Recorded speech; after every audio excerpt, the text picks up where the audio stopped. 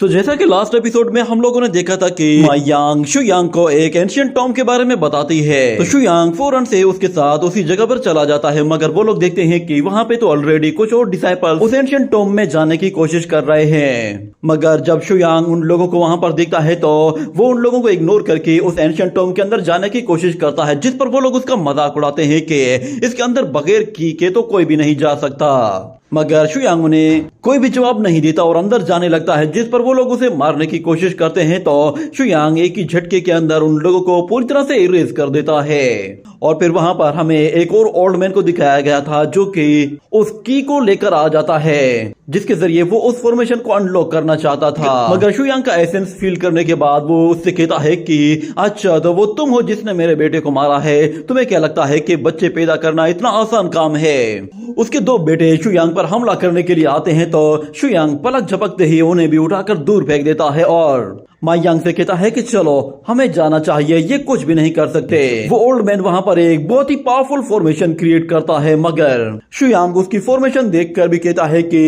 इसमें कुछ भी दम नहीं।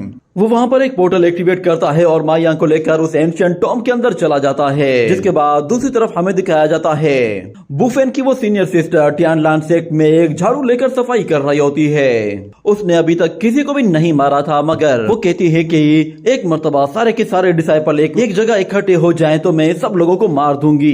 ये कहकर वो फिर से डिसाइड कर लेती है कि वो उन लोगों को मार कर ही रहेगी। मगर अचानक उसे फील होता है कि वहां पर कुछ आ रहा है और हम देखते हैं कि एक जोरदार हवा चलती है, जिससे वो सारे के सारे पत्ते उड़ना शुरू हो जाते हैं। और वो लड़की देखती है कि वहां पर एक फ्लाइंग शिप आ रही है और उसके ऊपर खड़ा हुआ एक बंदा जोर जोर से चिल्लाते हुए कोई चीज उसकी तरफ थ्रो कर रहा है, जिससे वहां पर फिर से कचरा फैल जाता है। ये देखकर उस लड़की को बहुत ज्यादा गुस्सा आता है, क्योंकि उसने अभी अभी सफाई की थी। ये देखते ही वो अपने हाथ में मौजूद उस झाड़ू को भी तोड़ देती है। और दूसरी तरफ फिर हमें दिखाया जाता है उस ओल्ड मैन को लेकर वो लोग उस लड़की के सामने आते हैं। तो फिर वो ओल्ड मैन उस लड़की से कहता है कि कहाँ है शुयांग, जरा उसे बाहर तो निकालो, उसकी हिम्मत कैसे हुई मेरे बेटे को मारने की, आज हम लोग उसे मारकर अपने बेटे का बदला लेंगे। मगर फिर वहाँ पे मौजूद एक लड़का जो कि उस ओल्ड मैन का ही बेटा था, वो कहता है कि फादर इस मामूली सी लड़की से आप खुद क्यों बात कर रहे हैं, मुझे इससे डील करने दें। वो कहता है कि चलो अपने मास्टर को बाहर निकालो, वरना हम लोग तुम्हारे इस पूरे के पूरे सेट को ही डिस्ट्रॉय कर देंगे, क्योंकि आज हम लोग अपने भाई का बदला लिए बगैर यहाँ से नहीं जाने वाले। तो टियानलान सेक्ट के डिस्ट्रॉय करने की बात उन लोगों को महंगी पड़ जाती है। वो लड़की गुस्से में आकर वही टूटा हुआ झाड़ू उस लड़के की बॉडी के अंदर घुसा देती है, जिसे देखकर वो सब के सब लोग बिल्कुल हैरान रह गए थे। और वो लड़की उस लड़के को उठाकर वहां से दूर फेंक देती है और कहती है कि कौन डिस्ट्रॉय करेगा टियानलान सेक्ट को, मैं देखती हूँ मेरे होते हुए कौन डिस्ट्रॉय करना चाहता है। तुम्हें लगता है कि तुम बेकार से लोग इस सेक्ट को डिस्ट्रॉय करोगे। ये सुनते ही वहां पे मौजूद 3 वॉरियर्स एक साथ ही उस पर हमला करने के लिए आते हैं, जिस पर वो लड़की कहती है कि तुम्हें लगता है कि तुम मुझे कुछ कर सकते हो। ये कहने के बाद हमें दिखाया जाता है वो उन लोगों के ऊपर एक जोरदार लाइटनिंग का हमला कर देती है, जिससे उन लोगों को बहुत ज्यादा तकलीफ होती है और वो लाइटनिंग सीधा जाकर उनके फादर को भी हिट करती है, जिससे वो भी इंजर्ड हो जाता है। और उन लोगों को अंदाजा हो जाता है कि इस लड़की की पावर कितनी है। और हमें दिखाया जाता है वो लड़की फौरन से अपने फिनिक्स फॉर्म में आ जाती है और कहती है कि मैं यहाँ पे किसी को मारने के लिए आई थी, मगर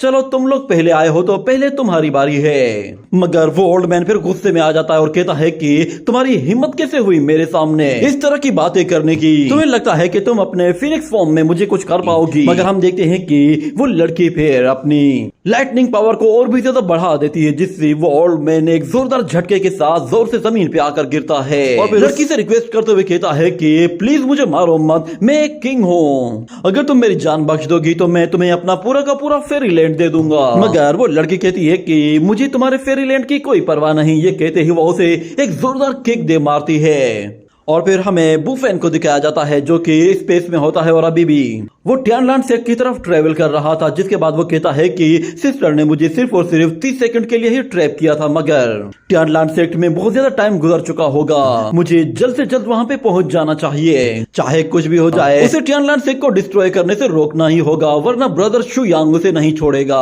अगले सीन में हमें दिखाया जाता है वो लड़की अभी भी वहां पर झाड़ू लगा रही होती है और इतने में ब्रदर बुफेन वहां पर आ जाता है और उसे दिखाई देता है कि वहां पर हर जगह आग ही आग जल रही है। उसे ऐसा लग रहा था कि से उस लड़की ने टियानलान सेक के सारे ही लोगों को मार दिया है। और इस तरफ वो लड़की कहती है कि अच्छा तो तुम वापस आ ही गए। ये कहने के बाद वो वापस से अपनी पावर्स को एक्टिवेट करती है और बुफेन से कहती है कि उस छोटी सी फॉर्मेशन ने भी तुम्हें 3 दिन तक वहां पर ट्रैप करके रखा हुआ था, जिसका मतलब ये है कि तुमने बहुत ही लंबे टाइम से कोई भी प्रोग्रेस हासिल नहीं की। मगर बुफेन कहता है कि क्या तुमने टियानलान सेक के डिसाइपल्स को मार दिया है? तो वो लड़की कहती है कि हाँ, ये सारे बेकार और निकम्मे लोग थे, इसीलिए मैंने इन्हें मार दिया है, और अगर तुम चाहो तो मैं तुम्हें भी मार सकती हूँ। क्या तुम उनका बदला लेना नहीं चाहोगे?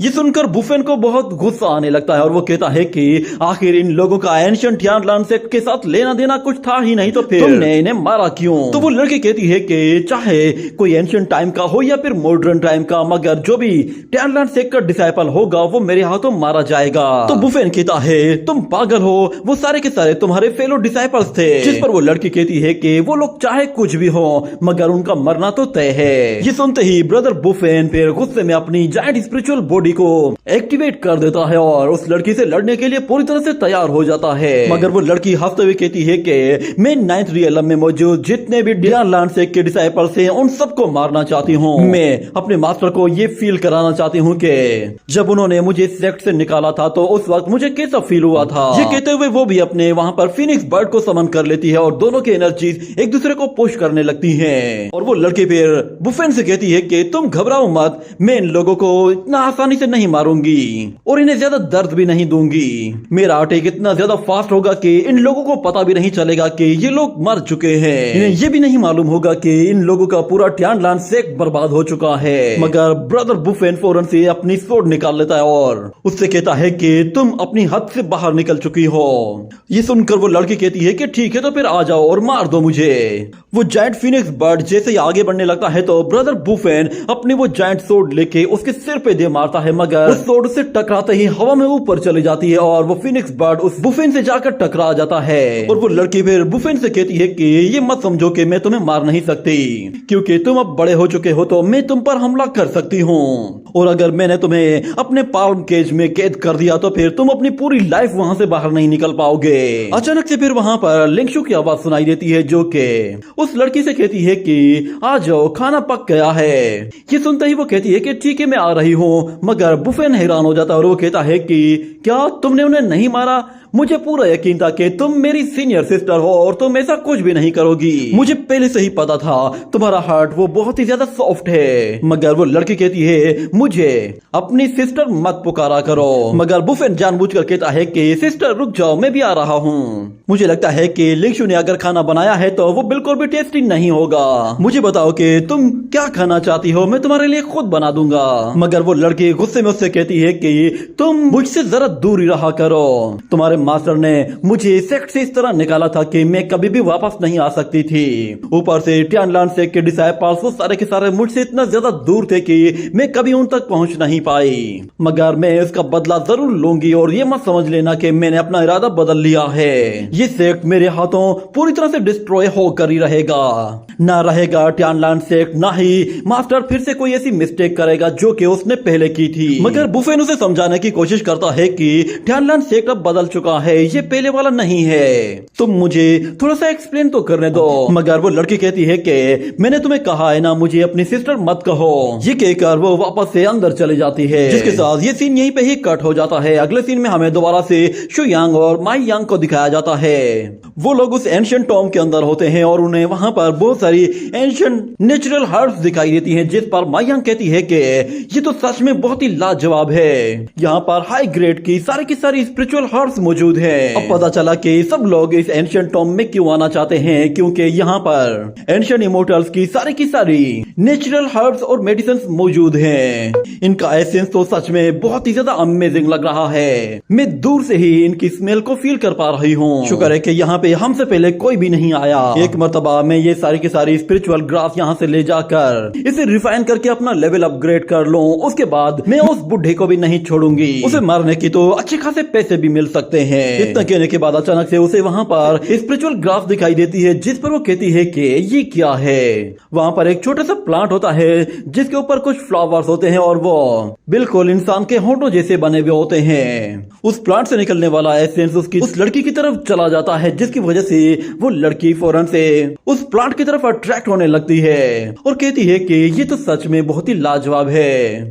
वो शुयांग को छोड़कर उस प्लांट की तरफ जा रही होती है और उसके पास जाते ही वो सीधा उस फ्लावर को जाकर किस करने की कोशिश करती है, मगर इतने में अचानक शुयांग वो एक चुटकी बजाता है और उन फ्लावर्स का असर खत्म हो जाता है, जिस पर वो लड़की भी होश में आ जाती है और कहती है कि अरे ये क्या, मैं यहाँ पे क्या कर रही हूँ। तो फिर शुयांग उससे कहता है कि ये असल में एक 9 सेक्शन फ्लावर है। जब ये फ्लावर पूरी तरह से मैच्योर हो जाता है तो ये अपने अंदर से एक स्मोक रिलीज करता है, जिससे ये अपने आसपास से जितने भी इंसान या फिर जानवर होते हैं उन्हें अपनी तरफ अट्रैक्ट करता है। और अगर तुम भी इसके करीब चले जाती है तो ये तुम्हारी एनर्जी को एब्जॉर्ब करके खुद को अपग्रेड करने की कोशिश करता। मगर मुझे समझ में नहीं आ रहा कि ये तो हमारे टियानलन सेक्ट का एक यूनिक प्लांट था, ये यहाँ पे क्या कर रहा है। ये कहने के बाद वो उस प्लांट को फौरन से अपने पास रख लेता है और हमें दिखाया जाता है कि वहाँ पर और भी बहुत सारे नेचुरल हर्ब्स मौजूद होते हैं, जिन्हें शुयांग अपनी एनर्जी से फौरन से हवा में ऊपर ले आता है। उन सारे के सारे प्लांट्स को देखकर वो लड़की फौरन से एक बुक निकाल लेती है और उन प्लांट्स को पहचानने की कोशिश करती है और कहती है कि इनमें से एक तो स्नो लोटस है और एक ब्राइट रेड फ्रूट है। और इसी तरह वो हर एक नेचुरल हर्ब को पहचानना शुरू कर देती है और कहती है कि ये सारे के सारे नेचुरल हर्ब्स बहुत ही ज्यादा रेयर हैं और बहुत ही पहले ही पूरी तरह से ग्रो हो चुके हैं, मगर इन्हें किसी ने भी नहीं तोड़ा। कहीं इसका मतलब ये तो नहीं है कि मास्टर सही कह रहे हो, ये एंशिएंट टॉम टियानलन सेक्ट के किसी डिसाइपल की हो। मगर फिर शुयांग से कहता है कि चलो आगे चलते हैं, आगे चलकर पता चल जाएगा। ये कहने के बाद वो लोग फौरन से आगे की तरफ जाते हैं और हमें दिखाया जाता है कि आगे कुछ छोटे छोटे घर बने हुए होते हैं। उन्हें देखकर मायांग कहती है कि ऐसा लग रहा है कि जैसे ये टॉम का एंड का हिस्सा है, मगर यहाँ पे तो कोई भी दिखाई नहीं दे रहा, ना यहाँ पे कोई ट्रेजर है, ना ही किसी तरह की कोई भी इनहेरिटेंस मौजूद है। हम लोगों ने तो ये भी सुना था कि इसके अंदर तो पीयरलेस डिवाइन वेपन्स मौजूद होते हैं। ये कहने की देर थी कि अचानक से वहां पर कुछ फॉर्मेशन एक्टिवेट हो जाती है और उनके अंदर से निकलने वाले पैटर्न सीधा एक फॉर्मेशन की तरफ जा रहे होते हैं। और जैसे ही वहां पर एक पोर्टल एक्टिवेट होता है तो वो पोर्टल सीधा मायांग को अपने अंदर खींचना शुरू कर देता है, जिस पर वो चिल्लाने लगती है और कहती है कि सिस्टर प्लीज मुझे बचा लीजिए। शुयांग अपनी एनर्जी के जरिए उसे वापस अपनी तरफ खींच लेता है और उस पोर्टल की तरफ देखते हुए कहता है कि ये तो बस एक मामूली सी ट्रिक है। ये कहने के बाद वो अपने हाथ से उस पोर्टल को बहुत ही जोर से पुश करता है और हमें दिखाया जाता है कि उस पोर्टल में कुछ हलचल होने लगती है और देखते ही वो पोर्टल पूरी तरह से डिस्ट्रॉय हो जाता है और जिस जगह वहां पर स्पेल लगे हुए थे वो भी पूरी तरह से खत्म हो जाते हैं। और शुयांग कहता है ये 10,000 वे ऑफ फ्रीडम टेक्निक है। अचानक से फिर वहां पे उन लोगों को एक लड़की दिखाई देती है। उसने गोल्डन कलर के कपड़े पहने हुए हैं और उसके चारों तरफ एक एरे बना हुआ है। और इसी के साथ ही ये एपिसोड यहीं पे ही एंड हो जाता है।